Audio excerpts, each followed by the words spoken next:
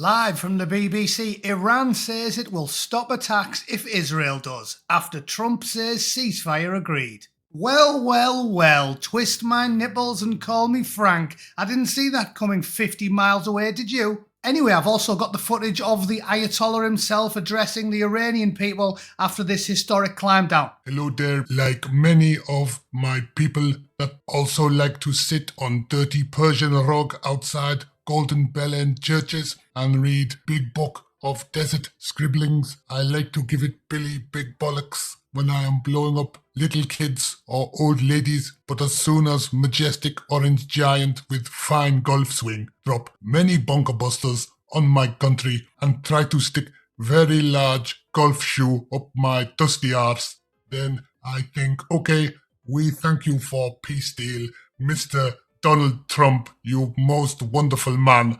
Goodbye and God bless America. Thank you, please. There you go. Good, that one it.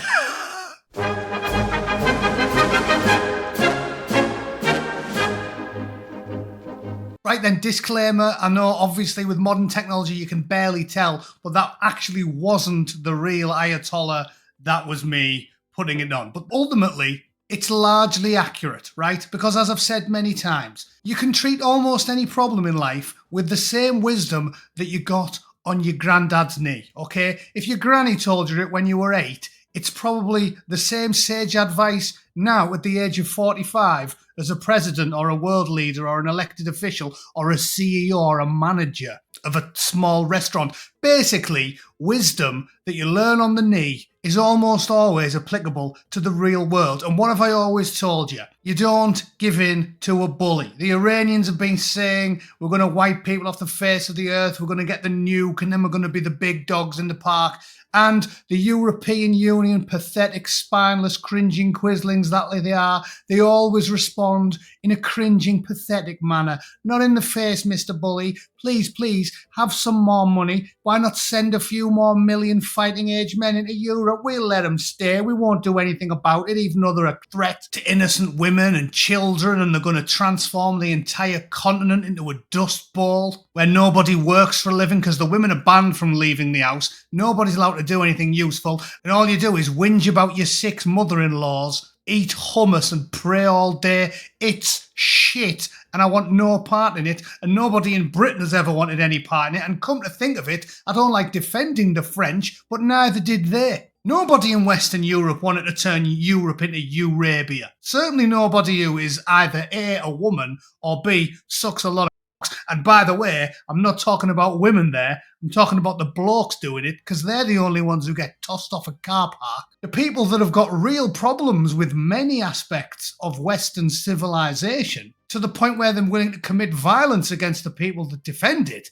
they've been moving in by the tens of millions because the leaders of Europe are pathetic, and you never ever bend over for a bully, is what your granddad tells you. So when Donald said, how about this, lads? I mallet you if you dare poke this bear with a sharp stick. Look what happened. Lo and behold, Iran wound their necks in. Like I said yesterday, and like I said the day before, and like I've said 1,000 times in the last 5 years since I started doing this bloody hobby. The old adages always make sense. That's why they're old adages. If you just make one up, doesn't really take off, does it? The reason they become adages is because they make sense. And everybody knows you never let a bully push you around. Even if you get filled in, that's what my dad told me, even if you get a kicking, as long as you stick one right in his fat face, son, you won't have to worry about the bully anymore. So you draw yourself up and you do it. Or to put it in a more interesting geopolitical soldiery way, peace via superior firepower.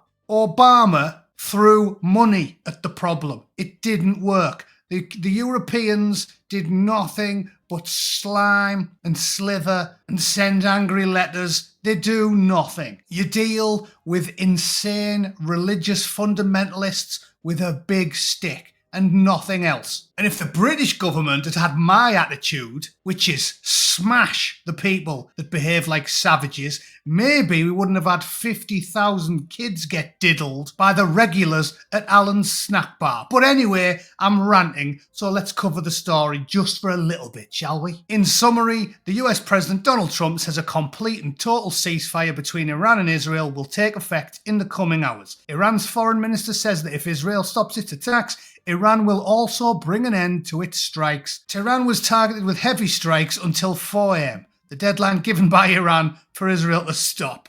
Brilliant. Love that. Told that to stop at 4 a.m, so they shelled the shit out of them until 3:59. Marvellous. Earlier, Iran launched missiles at a US airbase in Qatar. Scary, eh? No, because obviously there were no US or Qatari casualties. And Trump said there were no casualties because the Iranian response was very weak, and he thanked Iran for early notice of it.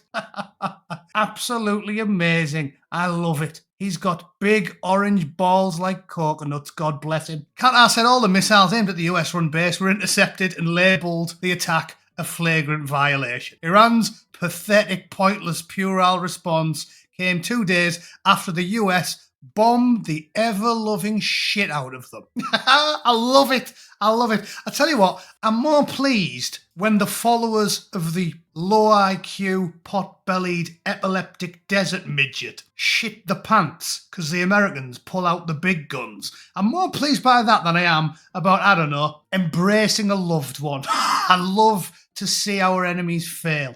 This is how you respond to scum. Ladies and gentlemen, if I was the Prime Minister, the second I heard the merest suggestion that a child had been tortured and groomed by an organised, religiously motivated fundamentalist gang, I would have had all of the ringleaders strapped to the electric lazy boy faster than you can say, I like it when their pubes burst into flames, right? That is what I would do. I would crush them. If you got caught rogering a child above a dirty kebab shop, you would get 40 years hard labour if I was in charge. They'd be breaking rocks down to powder. They'd be existing off nothing but, well, I was thinking of giving them gruel, but out of pure malevolence, I'd feed them nothing but bacon butties and pork scratchings. In fact, I'd even replace the toothpaste, right? You've got to let them have toothpaste in prison. I'd have them brushing the teeth with that dog toothpaste. You know, the sort of like ham and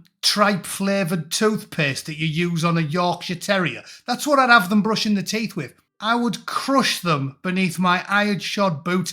I'd make it so they were more terrified of putting their hand down a little girl's knickers than they would be sticking it in a tarantula's nest. That's how you fix problems when you're dealing with people like this, because they're basically following a Bronze Age ideology. They only respect strength. The hippies and the globalist sociopaths that enjoy the delusional fantasies of the left, the Guardian readers and the morons at the BBC, they can convince themselves that if we turn a blind eye to endemic torture of children and we go soft on Axel Rudu Kanubu and we just show everybody pictures of him in his blazer and talk about what a good boy he is when he was in Doctor Who.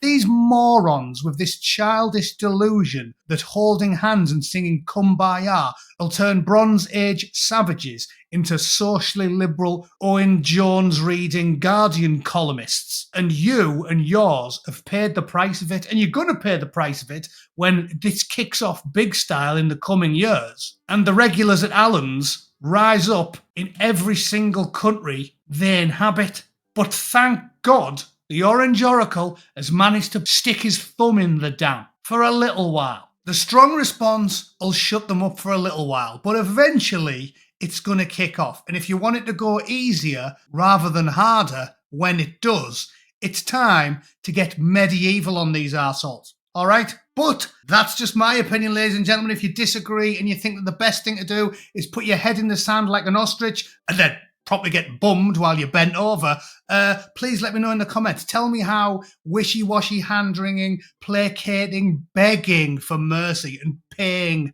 our enemies to invade us. You tell me how you think that's a good idea, and I'll happily shoot you down in flames, okay?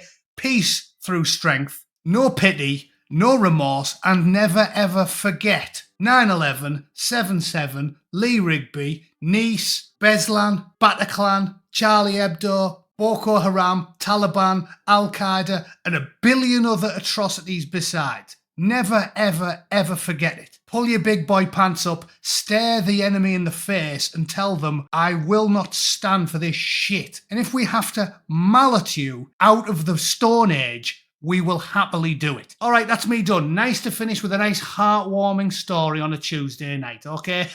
I hope you all enjoyed that. See you all tomorrow. Toodle pip. Cheers.